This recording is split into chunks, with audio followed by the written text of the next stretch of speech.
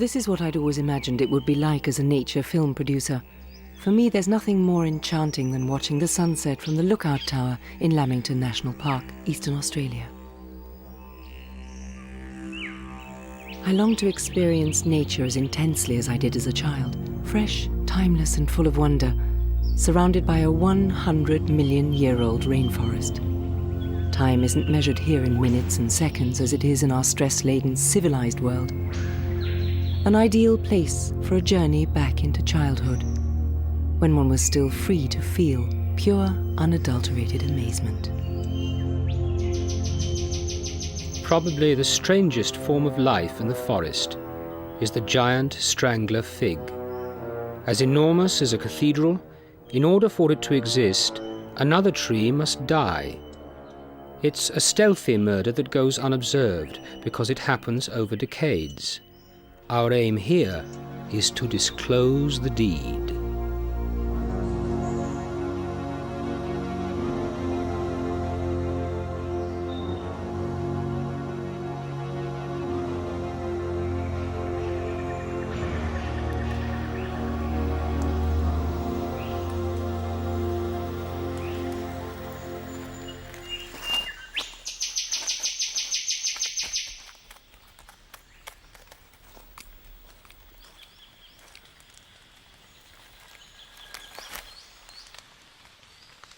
Water is the elixir of life in the rainforest. Mist wafts in shreds through the mountain forests, and rain falls incessantly for days at a time. The image of a dry continent with endless deserts and dusty plains is a truism. Northeastern Australia overflows with water.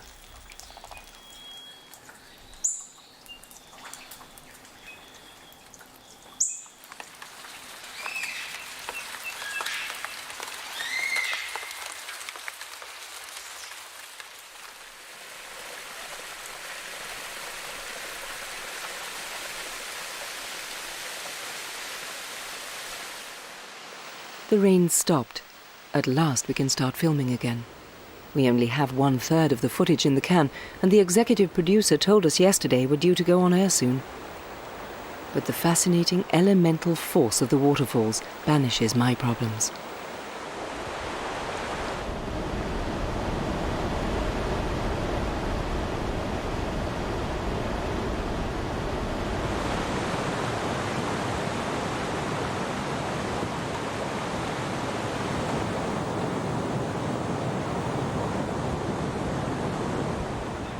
Less than 1% of the fifth continent is covered by rainforest, an area totaling half the size of Switzerland.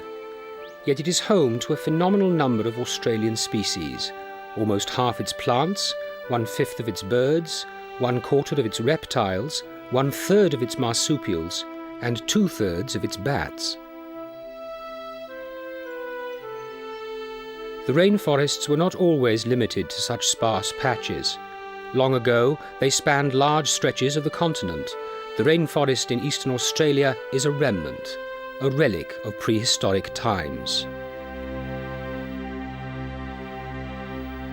150 million years ago, when dinosaurs roamed the earth, there was a single cohesive continent in the southern hemisphere, Gondwana. Then it broke apart to form South America, Africa, Antarctica, and Australia.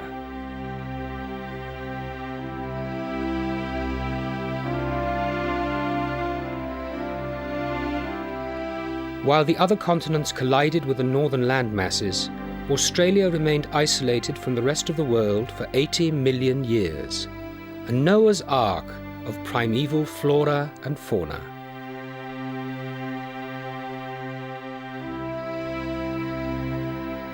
As the millions of years passed, the climate in Australia grew increasingly dry, and the rainforest shrank.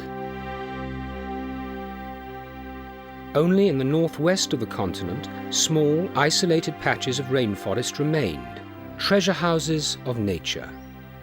Moisture-laden clouds chasing the Passat winds eastward from the Pacific supplied the vital rain showers to this mountainous region. Among the huge variety, one species stands out in particular, the mighty Strangler fig. I feel small, insignificant. The huge, ancient trees make me feel as ephemeral as a mayfly. I remember the tales of Tolkien, my favorite childhood author. Like the huge trees in his magic forests, the Strangler figs seem to me to be creatures that plan and act. They cling to the ground with their supporting roots to draw water and nutrients, twine around other trees like an octopus, and pursue a single goal, to reach upwards with their leafy tops into the light of the dizzy heights, to become as mighty a presence as possible. It's not only its size and the strange way it grows that makes the Strangler fig unique. It also bears more fruit than virtually any other tree, making it indispensable to many rainforest animals.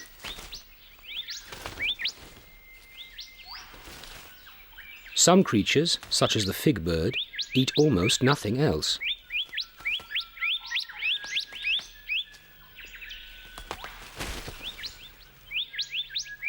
To enable us to follow the unusual life cycle of the Strangler fig and its extraordinary time dimensions, we're going to take you on a voyage through time.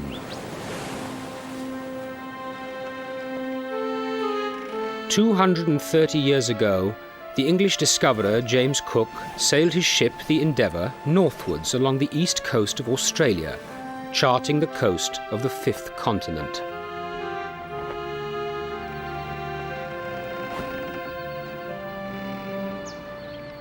One day, around then, a massive tree, grown old and rotten, crashes to the ground, something that could happen anywhere in the forest at any time. And as always since the dawn of time, the demise of this giant heralds a new beginning in the eternal cycle of life and death.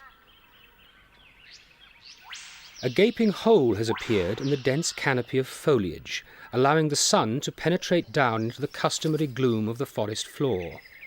A short while after the tree has fallen, lush greenery begins to shoot forth, providing food for parrots, kangaroos, and a variety of birds and animals. Fast-growing saplings, stunted by the time spent perpetually in the shade, now vie with each other for the sunlight. Only the tree that reaches the top first can gain a place in the sun to become one of the rainforest giants.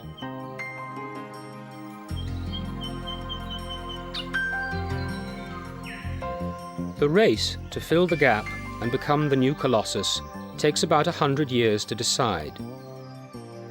When Captain Cook declared Eastern Australia to be a possession of the British Crown, our tree was a mere sapling.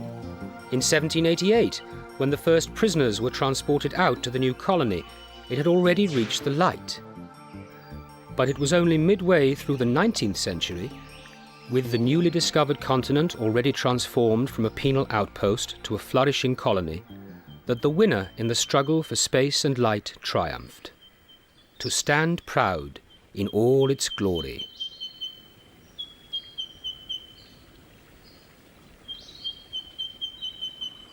High up in the sunlit treetops, on its strong boughs grow orchids, mosses, ferns and lichens, called epiphytes. Harmless to their host, they draw their energy and nutrients from the sunlight, air and rain alone. The older the tree gets, the more space it provides for new microcosms to form, offering a home to an increasing number of plants and animals under the enormous canopy of leaves.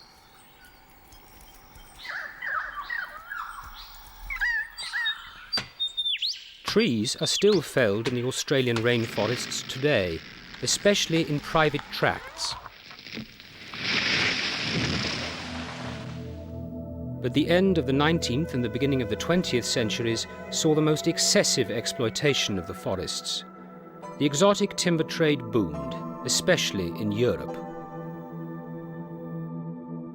The Australian timber industry was insatiable. Teams of lumberjacks penetrated ever deeper into the forests. The first to fall victim to their axes were trees growing in the valleys. Higher up in the mountains, in areas such as where the Lamington National Park is today, the forests were spared. The mountainous territory was too impenetrable.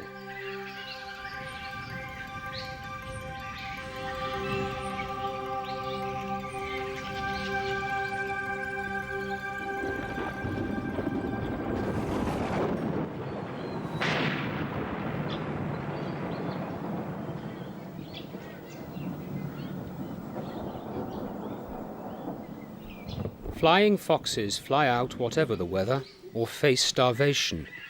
They often have to fly many kilometers to find trees with blossoms or fruit.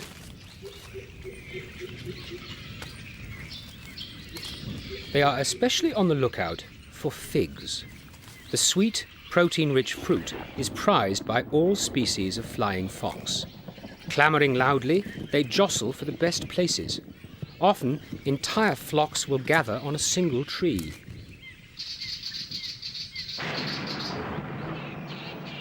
Many stuff their cheeks and fly away to a perch in other trees, where they then consume the fruit at their leisure. It's the sweet juice they're after. They squeeze the fruit, spitting out the small, hard seeds. A harmless enough act, you might think, but in fact, it poses a deadly danger for even the mightiest trees of the rainforest.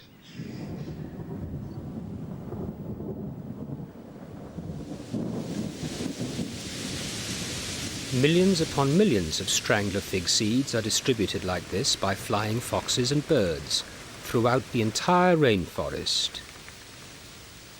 Time bombs.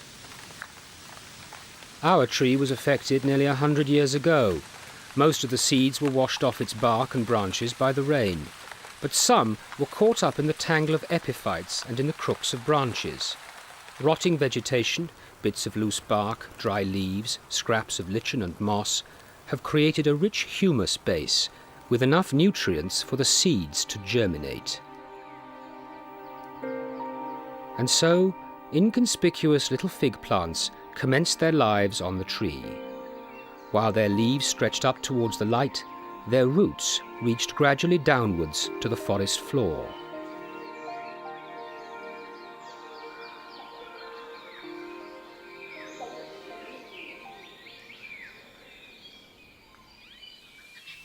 The best place is in the host's top branches.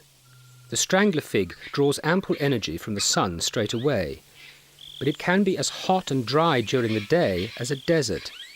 This is not much of a problem for the epiphytes, as they can store water, but young strangler figs cannot. In less than ideal conditions, they shrivel, dry out, and die.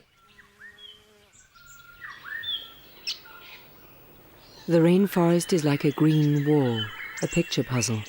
Shapes, lines, forms, and infinite shades of green melt into each other, deceiving the senses. It wasn't easy for us to find the little strangler figs among the densely tangled epiphytes at first. As long as the roots of the strangler fig have no purchase in the ground, the young plant must live off nutrients in the humus trapped in crevices in the boughs. But this alone is not enough to sustain the root growth, so the figs develop very slowly at first. Rainwater releases essential nitrogen from the lichens, the mosses, and the tree's own bark.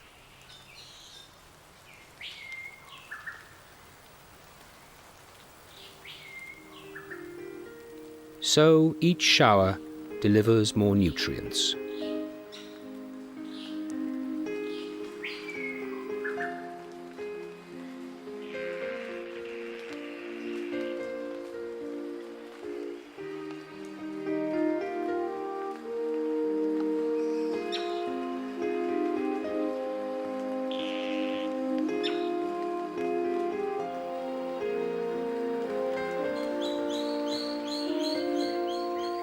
These little lodgers still don't look too threatening to our mighty tree. The Leviathan is still firmly rooted in the dark forest, seemingly invincible. But other roots are reaching inexorably out towards the ground. Where possible, they seek out additional holds on the host tree, clinging to its rough bark. It's a long way to the energy reservoir of the soil, and perilous. The delicate, slender roots, just millimeters thick, could easily get gnawed off. But didn't David find a way to conquer Goliath?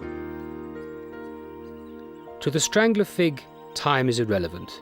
The only thing that matters is that its roots eventually reach the ground.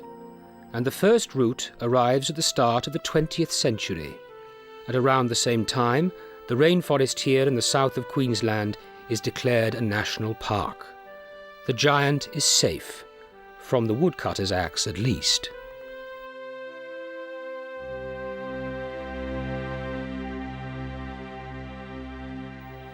With the first root to reach the ground, the strangler fig shows a spurt of growth. It now has unlimited access to the nutrients it needs. More and more roots snake downwards to tap into the fertile forest floor. Below, a fairy wren grabs a centipede. Other predators stalk their prey on the forest floor too. The dark, loamy earth is teeming with life. Leaves and wood don't last long down here. Bacteria, fungi, and an army of insects quickly decompose fallen plant material, serving in their turn as food for larger animals.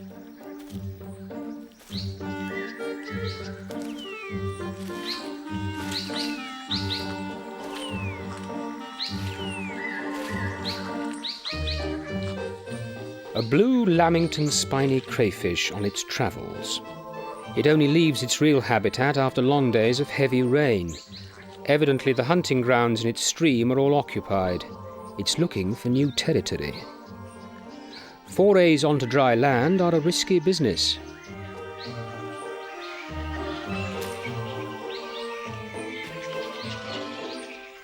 Each movement is interpreted as a threat. The crayfish can pinch pretty hard with his pincers. Even creatures larger than itself are put to flight. But the best defense is still retreat. The crustacean only feels safe again back in its own environment.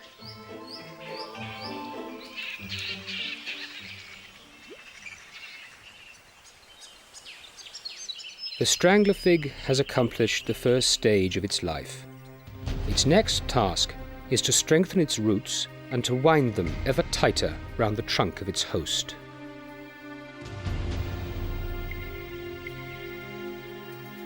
The gradual but relentless embrace of the host tree by the strangler fig seemed to me to be symbolic of the growing demands of our modern lives. We too are gradually being taken over by increasingly sophisticated communications technology. There is almost no space to retreat, and peace is rare. We enmesh ourselves in a complex network of responsibilities and jobs that becomes inescapable, even in our line of business. Submission dates, studio deadlines, copy deadlines, broadcast deadlines, and then it wasn't actually what the executive producer had in mind anyway. The nutrients from the soil are not only used for root growth, they also help the development of branches and, above all, leaves, so that more sunlight can be absorbed.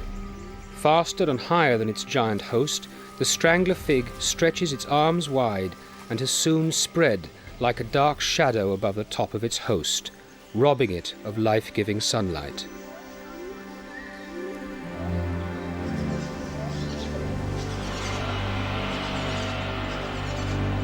The fig begins to flower. At first glance, these blossoms look like fruit. The pollen sacs and stamens are hidden inside. Tiny parasites, fig wasps, drill through these with their ovipositors and lay their eggs inside. Other fig wasps are actually useful to the tree, crawling inside the fig laden with pollen to lay their eggs there. These tiny wasps are 2 millimeters long and only clearly visible under a microscope.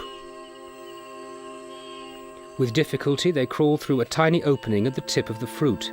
The aperture is so small they lose their antennae, their wings, and sometimes even legs in the effort to force themselves through.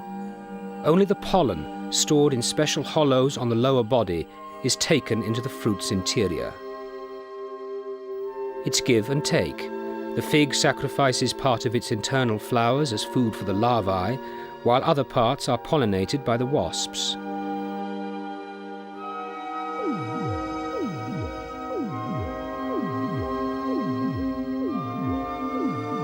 Once they've fulfilled their duty, the wasps then die inside the fruit. But, safe from enemies, their eggs can now develop into larvae.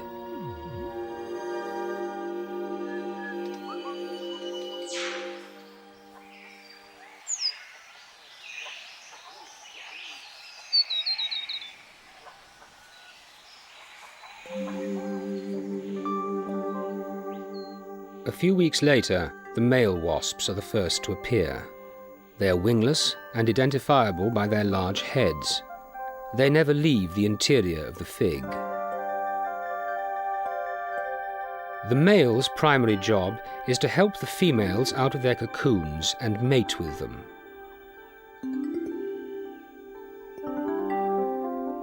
As soon as the females hatch, fighting breaks out among the males.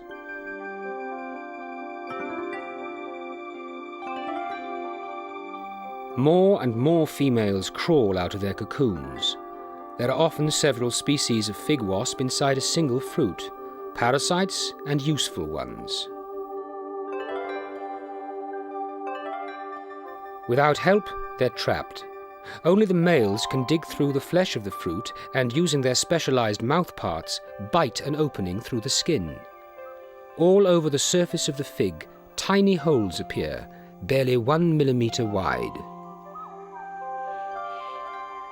Meanwhile, the fig's pollen sacs have matured, so the female wasps are covered in pollen when they struggle out of the fig. In swarms of hundreds of thousands, these tiny wasps emerge for the first and last flight of their brief lives. They set off on the search for another fig tree. Often, these little insects have to fly many kilometers to find one.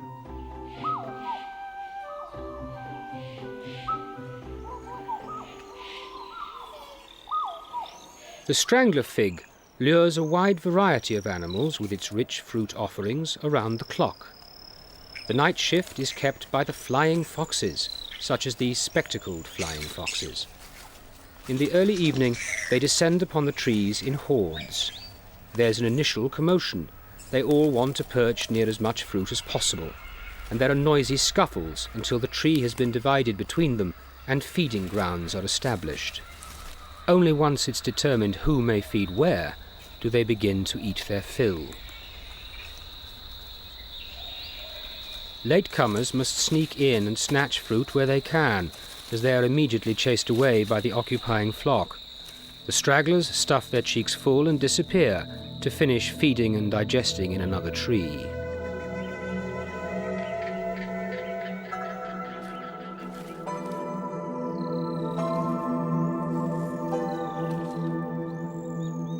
In this way, it is the laggards among the flying foxes who contribute most to the spread of strangler figs. The more fig seeds that are carried away from the parent tree, the greater the chance that some will find a place to germinate and grow.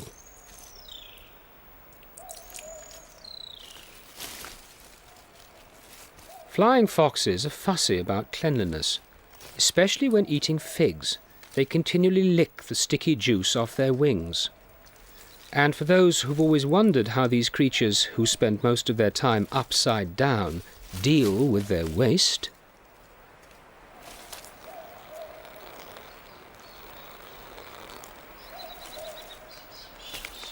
at dawn, even the last flying foxes leave this scene of plenty. With full bellies, they fly back to their sleeping quarters.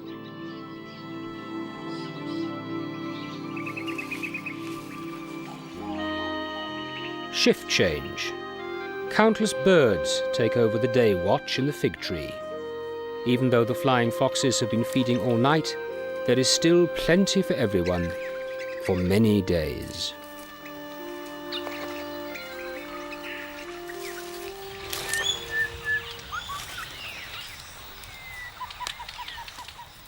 We have a clear division of labour.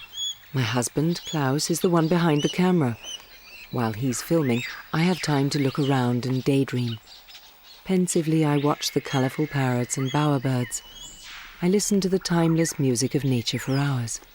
The soft murmur of the wind, the chorus of birdsong, the humming of insects.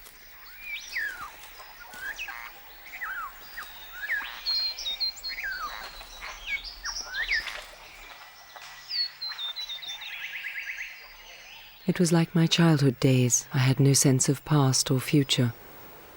I was hypnotized by the moment and wrapped in the incredible beauty of the surrounding forest.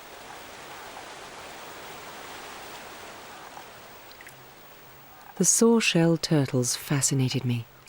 I had to revise my initial judgment of these armor-clad reptiles being clumsy and boring. They kept looking at the sweet, ripe figs up the tree. They spot the figs as they're actually falling.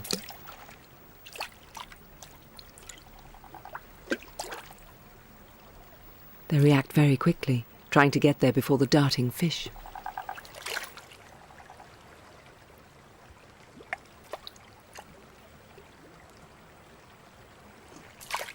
I've always underestimated these creatures somehow. After all, they survived the dinosaurs who died out at the end of the Cretaceous period. I feel as if I'm in a kind of time warp, 100-million-year-old rainforest and animals who, for the entire period, have retained more or less the same physical appearance. Odd. It's only just occurred to me that in the whole of Australia, there's not a single non-aquatic tortoise, although these reptiles actually developed on dry land. I didn't know a turtle could catch an aggressive crayfish either. The cassowary wrenched me back to the present. It's one of Australia's most dangerous creatures. I thought back to the horror stories told us by the game ranger about careless tourists being repeatedly attacked and sometimes badly hurt by these aggressive birds. This one hadn't noticed me. His attention was focused closely on the figs in the tree. Without the fig, many of the forest animals would be unable to survive. Most other trees only bear fruit at specific times, but the fig tree bears fruit at irregular intervals throughout the year. So somewhere in the forest, there's always a tree with ripe fruit on it. The more leaves and branches produced by our fig high up in its host tree, the stronger its roots become.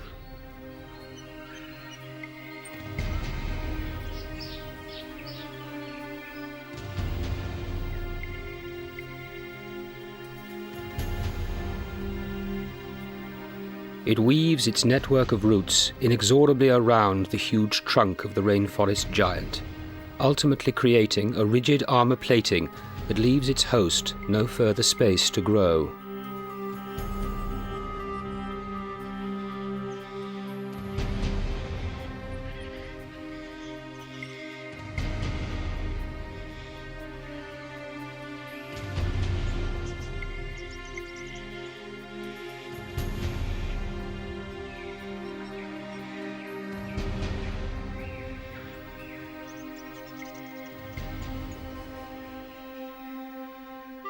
For maybe 1 or 2 decades, the two trees coexist. But the fig grows stronger, relentlessly tightening its stranglehold on its hapless host.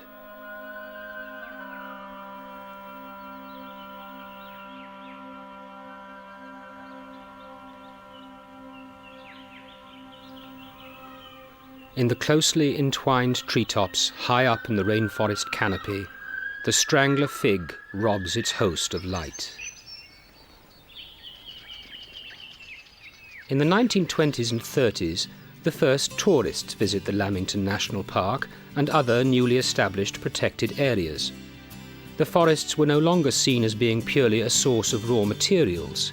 People sought recreation and relaxation in them, and, in keeping with the times and their romanticizing of nature, admired the harmony of creation.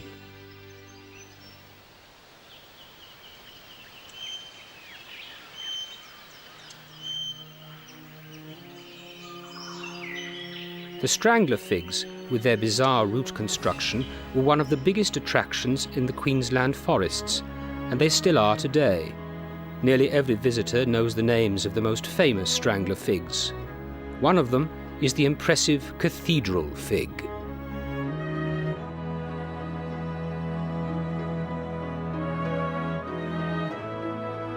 Hordes of tourists trek daily to these monuments of nature. Also to the curtain fig. This is how this tree was formed. When still young, the fig's host tree began to lean and became caught up in the neighbouring tree.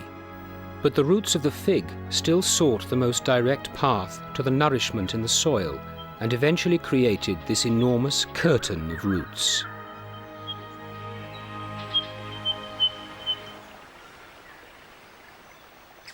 On farmland, figs are often planted on the sawn-off stumps of eucalyptus trees, as their expansive foliage provides more shade for livestock. Moreover, the figs also attract doves, formerly a great delicacy on the frugal daily menu. Fig trees are popular in Australian cities too, especially with children who use their labyrinthine root systems as an adventure playground.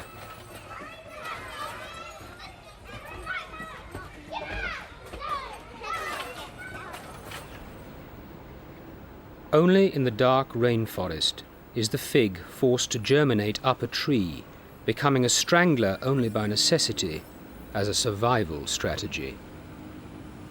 But it can behave differently. Given enough light, it will grow equally well on the ground or in a flower pot.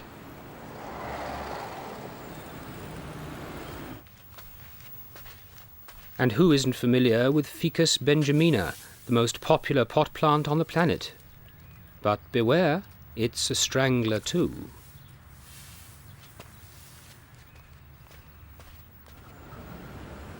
For days I've been wondering why I find the cities here in Australia especially loud.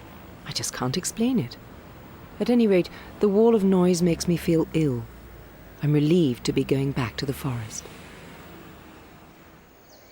To get the feel of the forest, all the senses must be open to it. Only then does it unveil its hidden secrets. The enormous diversity of species in the jungle is not immediately perceptible.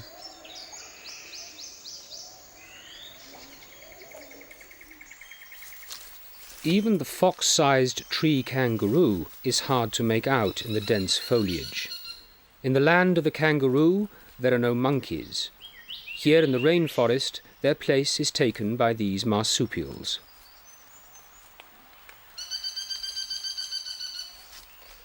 Even though it looks clumsy and out of place, the tree kangaroo is an excellent climber. It has sharp claws that it uses to cling on to the tree, and unlike its earthbound cousins, it can move its muscular back legs independently of each other.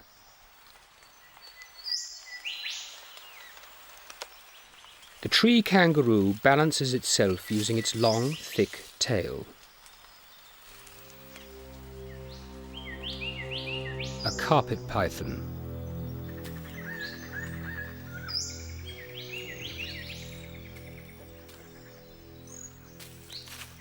The snake uses our tree duo, strangler, fig and host, as a hideout.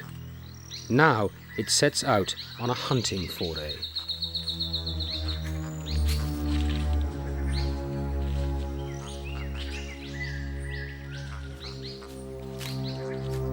The ripe fruit from our fig has attracted lots of animals, including the musky rat kangaroo. This animal is rarely seen clearly. It's well camouflaged on the forest floor and is also constantly on the move. It only stands still for a few moments while it's feeding.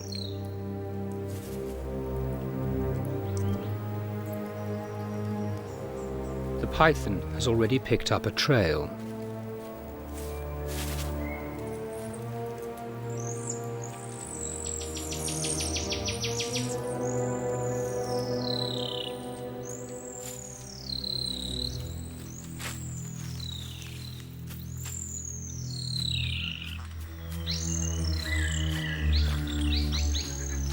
The brush turkey is distracted, working on its breeding mound. The hunter slithers closer, unobserved.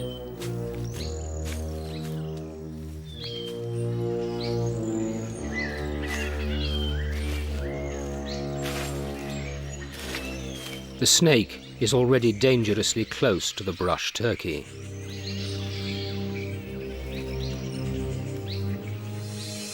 The enemy is sighted. Too late. A brush turkey usually puts up too much of a fight to fall prey to a python. It's a big bird. Enough sustenance for at least a week, after which the snake will have to go hunting once again.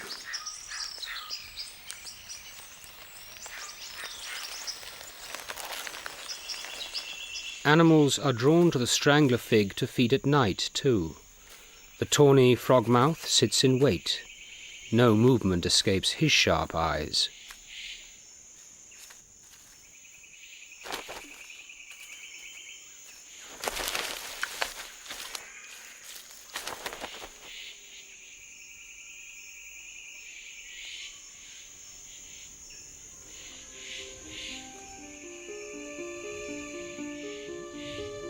I had a dream yesterday. My perception of time was distorted. The strangler fig and its host seemed to me to be like two giants wrestling with each other, a fight to the death. I wished we could film the entire process in time-lapse, but even an entire lifetime wouldn't be long enough. Around 1950, the fate of our colossus is decided. Firmly in the grasp of the strangler fig, it slowly begins to die off. Lack of nutrients and light, and the tight cage formed by the network of roots, forces more and more branches to rot.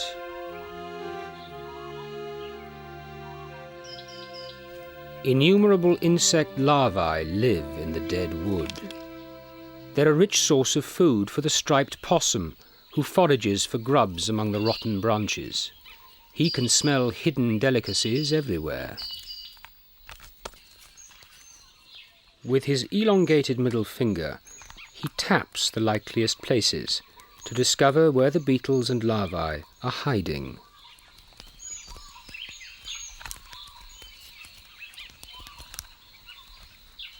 Using his sharp incisors, he shreds the smaller branches rapidly, digging the insects out of their holes with his long tongue.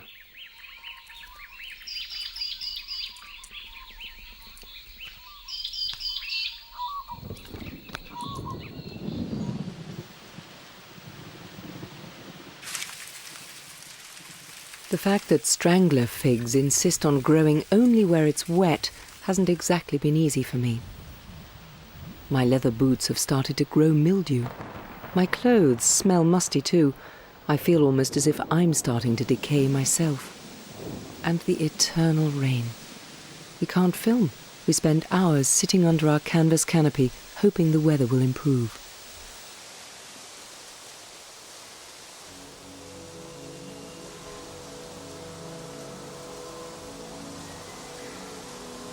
The wood of the host tree has become so weak and rotten that even the thickest branches break off under their own weight.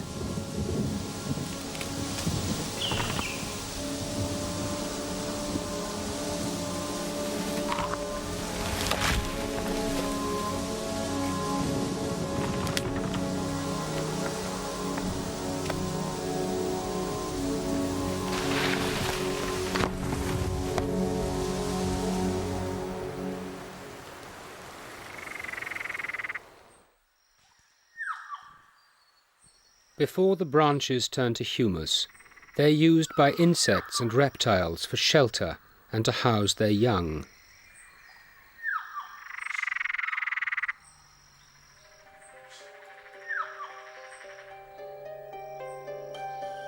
Termites gnaw the wood into tiny pieces, starting up fungus cultures. Fungus is their staple diet. Their waste then fertilizes the forest floor.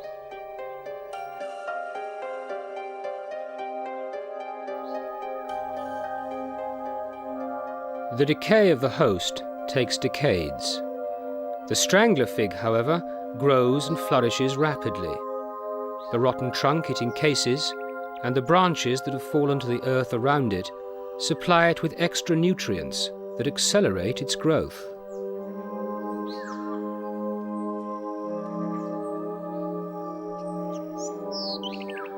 An increasing number of creatures use the hollows in the network of roots as habitat and hideaway. The gigantic trunk of the host tree eventually disappears from inside its matted root casing, only the impressive scaffolding of the fig tree is left behind.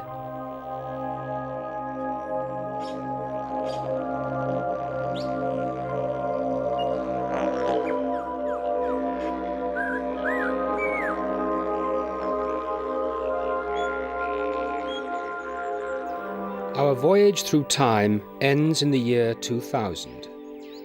The Strangler fig is itself an independent rainforest colossus now. There's nothing left to show that its growth began high up at the top of another tree. It has strangled its erstwhile host and assimilated it.